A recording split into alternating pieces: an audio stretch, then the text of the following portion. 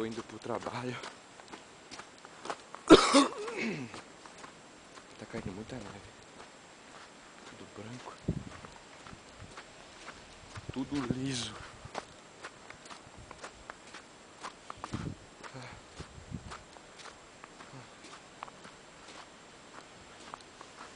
Vou filmar ali pra ali.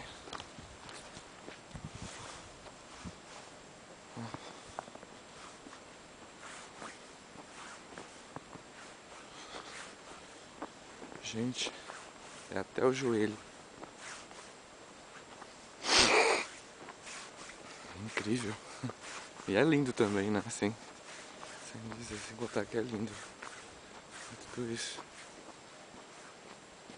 Tô indo pra estação agora pra pegar o metrô. Não sei nem se tem metrô, porque ontem, quando eu tava voltando, tava tudo sem metrô. Quando começa a nevar aqui, não sei quanto é a escolinha dos trens. Eu tive que pegar 2 ônibus pra chegar até aqui. Demorou um pouco porque os ônibus andam tudo devagar, né?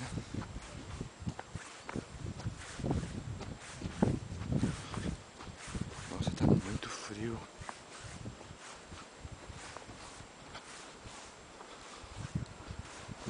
Pra estação. E a estação, ali no fundo, ó, vocês vê? A estação onde eu pego o meu trem pra ir pro trabalho.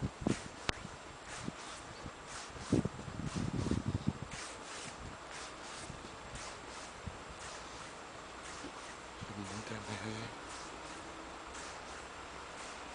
Saí antes do trabalho, já chovia grosso.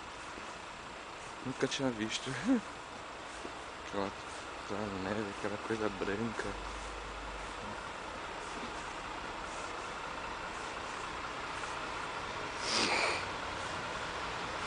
Manchas, paradas.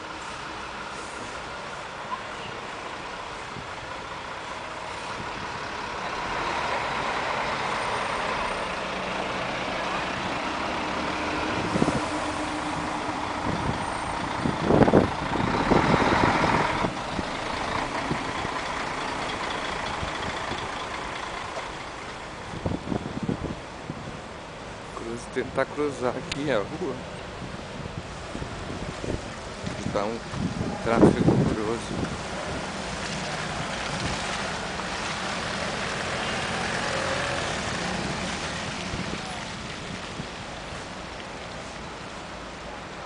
Cheguei aqui na estação.